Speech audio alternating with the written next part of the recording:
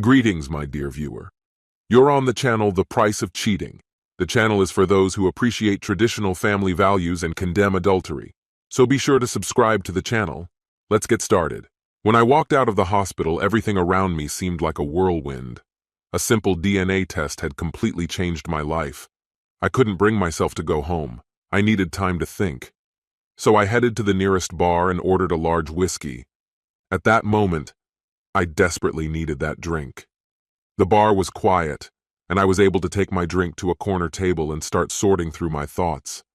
The life I had imagined seemed to have vanished. I'm not one to procrastinate, but I knew I needed to carefully consider my next steps before going home. By the way, my name is Jack. At 42, I've been married to Sarah for 19 years. Sarah, who is a year younger than me, and I have two wonderful daughters, 11-year-old Brittany and 8-year-old Sylvia. Just 2 hours ago, our life was ordinary, maybe a bit predictable, but filled with love and cherished moments. But now everything had changed drastically. I couldn't bear the thought of losing my girls, but if it came to that, I believed that in the long run, my plan would ultimately be better for them. Instead of enduring a turbulent marriage full of bitterness and distrust, it might be wiser to end it and start fresh. When I got home, Sarah's car was already in the driveway. The kids, as expected, weren't home, which allowed me to talk to my wife immediately. I'm not good at hiding my emotions, but I managed to conceal them and even smiled. Sarah was in the kitchen when I returned from work.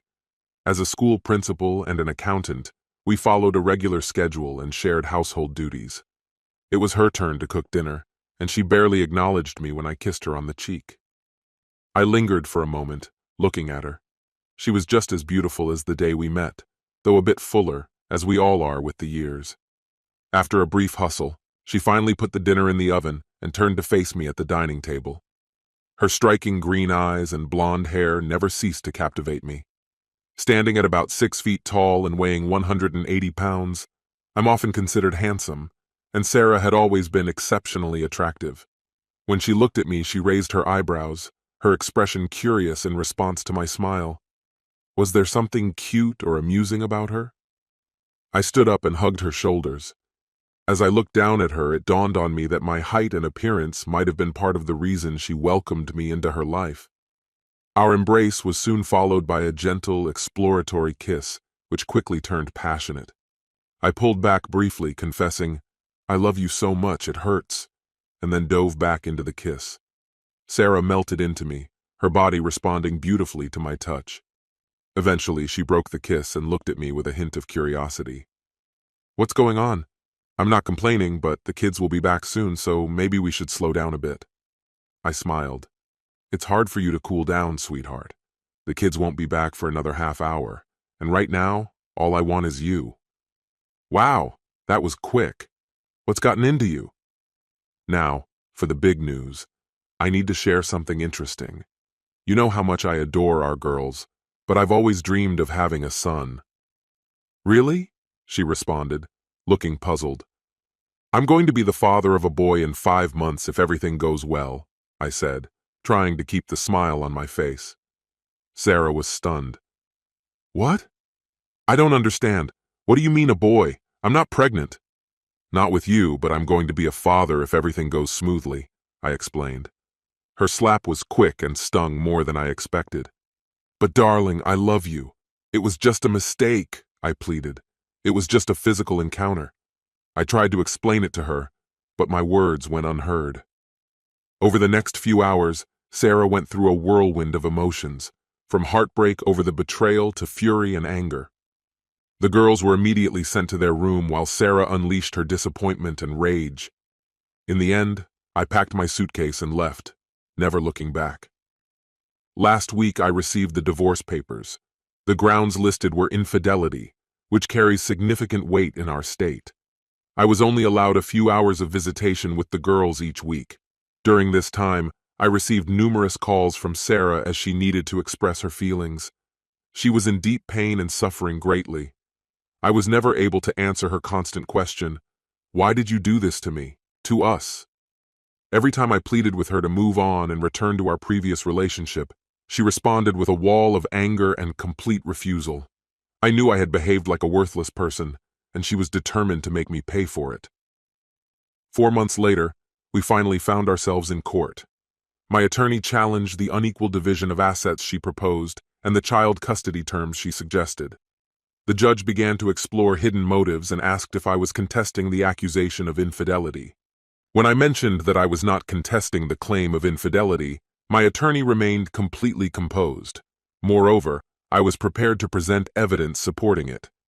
Both the opposing counsel and the judge looked stunned. The judge asked, "Do you understand that the plaintiff has presented no evidence regarding your infidelity? Even if I were to rule for divorce based on allegations of infidelity, it would significantly impact my decision. The 50-50 division of assets you requested would be impossible," he explained. "May I approach the bench, Your Honor?" my attorney asked. The two attorneys moved closer to the judge. Sarah's attorney looked pleased with this turn of events, but I noticed his smile fade when my attorney presented medical DNA evidence indicating Sarah's long-term infidelity. I could see the judge was furious. In a moment, he gestured for both attorneys to step aside. I understood the situation, but Sarah looked completely bewildered. Her attorney leaned over and whispered something to her, causing her face to turn pale. She turned to me, her expression full of disbelief. The judge spoke, stating that this was an unexpected turn of events and that he was deeply concerned that the court had been misled. However, he acknowledged that divorce proceedings often serve as a means for one spouse to seek revenge on the other. Then he looked directly at me and warned, "You have engaged in a dangerous game of perjury, and if not for this recent revelation, it could have had serious consequences for you. Would you please take a moment to clarify the situation?" "Your Honor, upon discovering through DNA analysis that neither of my two children is biologically mine and that they share the same father, I realized that my wife had been unfaithful for many years. I admitted that I wanted her to feel the pain and emotional anguish that her actions had caused me. I said that now she could find solace in the fact that the emotions she had experienced over the past few months mirrored my own, even if her feelings were not based on the truth. Furthermore, I must note that all my attempts to retract my confession were entirely rejected by her. At the very least, I didn't hide the truth, as she had done for the past 12 years. I deeply love our two daughters and hoped that she would accept my offer to leave the past behind. I was willing to try to forgive her for the sake of our children. She had multiple opportunities over 4 months to prevent this situation and save our marriage. However, she did not. All the assets were divided equally, and the judge also decided to split custody of our two daughters. A few months later, after identifying the father, I won a lawsuit against Sarah's employer, who awarded me over $300,000 in child support and other expenses, thanks to the DNA evidence proving he was the father.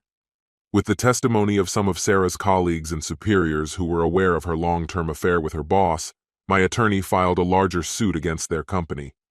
Finally, after deducting legal fees, we reached a settlement of around $500,000. Honestly, I love both girls very much and want them to remain an important part of my life going forward. This concludes the story. If you like it, then put your powerful like and subscribe to the channel. Greetings, my dear viewer. You're on the channel The Price of Cheating. The channel is for those who appreciate traditional family values and condemn adultery. So be sure to subscribe to the channel. Let's get started. The Radisson Hotel attracted me with its spacious lobby, which reminded me of the elegant hotels featured in classic films. My sons, Bradley and Terry, and I stood aside, eagerly awaiting my wife, Lauren, to join us for our Wednesday afternoon outing. We had been looking forward to this day for weeks, anticipating how it would unfold. In just a week, Lauren and I will be celebrating our silver wedding anniversary. We married young and started a family early. Our sons are now attending university on scholarships. Despite living in Reading, we rarely make it to downtown Philadelphia. This was my first time visiting and staying at the Radisson Hotel.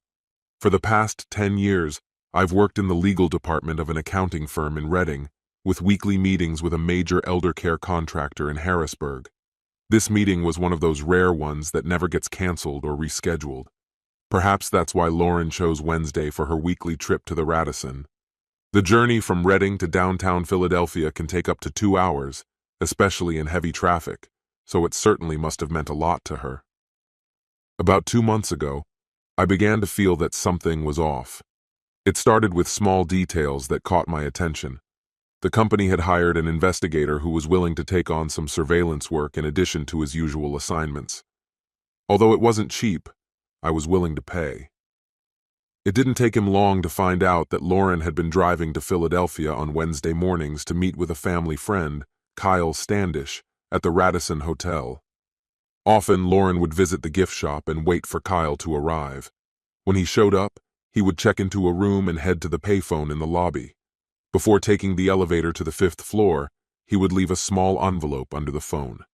Lauren would then leave the gift shop, retrieve the envelope with the room key, and follow him upstairs. They would spend about 3 hours together before parting ways. Kyle used to work at our company, and we interacted with him and his wife Beth at various company events, even keeping in touch after his transfer to the Montgomery County office.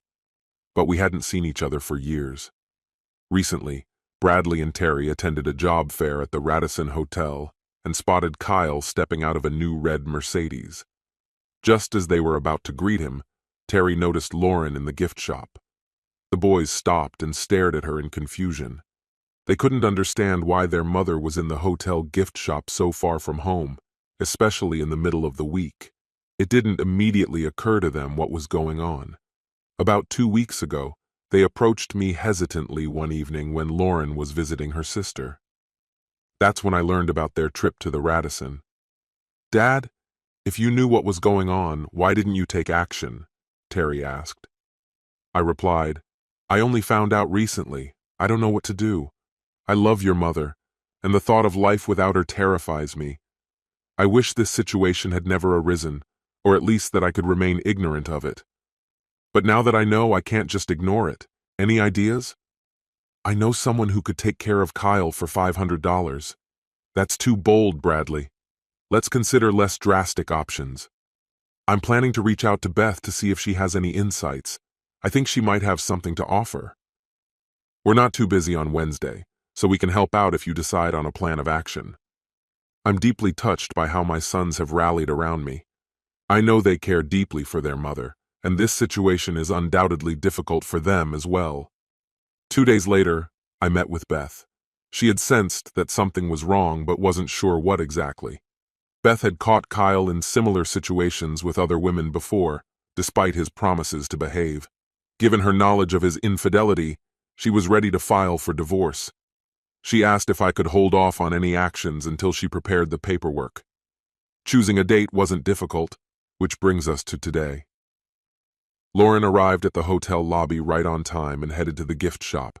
She looked stunning, though slightly nervous, as if she was genuinely making an effort for their weekly rendezvous, which tugged at my heart a little.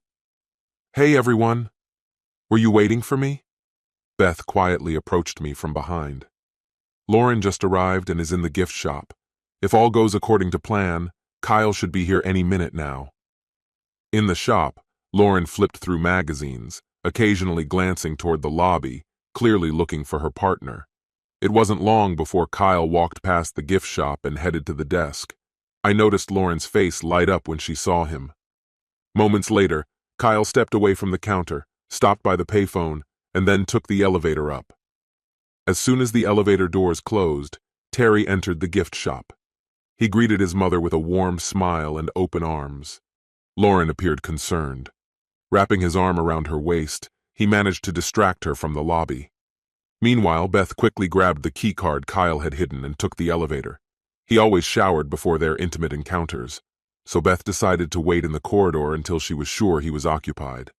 Meanwhile, Bradley and I made our way to meet Terry and Lauren. "What a delightful surprise. I'm so glad to see you here, Lauren. How about joining us for lunch with the boys?" "John, what are you doing here? I thought you were supposed to be in Harrisburg." "The meeting was canceled today, so I decided to join the boys for lunch. I called you at home to invite you, but you weren't there. Now I understand why." "Why are you here?" Lauren was clearly flustered. "We're meeting Marcia Phillips for lunch. Remember her, John? We went to elementary school together." It seemed she didn't notice that the boys were exchanging amused glances as she tried to come up with some unconvincing excuse. "It's all right, Lauren. We'll book the table for 5, and she can join us then." Reluctantly, Lauren came with us to the restaurant. It was clear that she had no choice in the matter. No sooner had we sat down than she pulled out her mobile phone. "I need to call Marcia and let her know the plans have changed." "Put the phone away, dear," I said. "The place isn't that big. I doubt she'll have trouble finding us." I didn't want my wife calling Kyle while Beth was busy. Lauren seemed a bit anxious as we sat there. The boys were behaving somewhat submissively, but she didn't seem to notice. Lauren placed her phone on the table next to the silverware, which was unusual since she usually kept it in her bag on the floor beside her chair. The waiter took our drink orders, and we all fell silent, studying the menu. I couldn't help but frown when I noticed the smirks they were exchanging among themselves. "Shall we wait for Marcia, Lauren, or let her order when she arrives?" I suggested ordering now, since Marcia didn't seem sure she would make it for dinner. There was a chance she wouldn't come at all. I thought that if that happened, I could still get some shopping done. Poor Lauren was caught in a web of lies, desperately trying to maintain her image. Of course, I felt sorry for her, but I also knew she had brought this trouble upon herself. The waiter soon returned with our drinks and took our orders. Lauren only ordered a fruit salad. Barely 5 minutes passed when Beth approached the table with her arms full of Kyle's clothes and shoes. "Hello, Beth. How did it go?" "Thanks, John. It went very well. My dear husband was in the shower, as we expected, and didn't even notice my presence.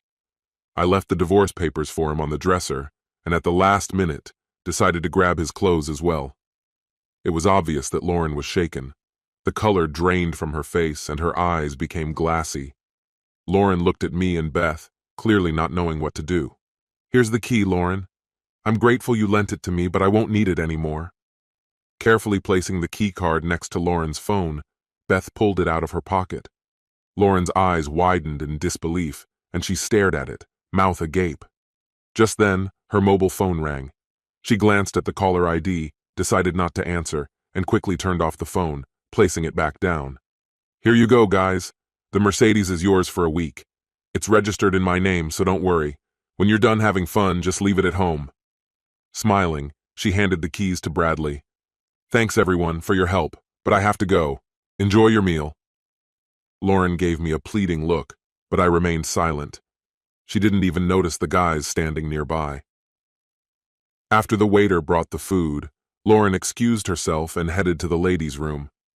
We finished our meals, but Lauren didn't return to the table, so I asked Terry to check the restrooms and sent Bradley to Kyle's room. As she left, Lauren forgot her keycard, mobile phone, and purse on the table. 10 minutes later, both Terry and Bradley returned empty-handed. Bradley said the hotel had given Kyle a tracksuit while they worked on getting him home. Terry, after checking the restrooms in both the restaurant and the hotel lobby, found nothing. I asked the restaurant manager to contact hotel security for assistance. There were no signs of illegal activity, and while security was willing to help, the only thing they found was a surveillance camera recording showing Lauren entering the kitchen, not the ladies' room. The other cameras didn't show anything. For safety reasons, they contacted the Philadelphia police.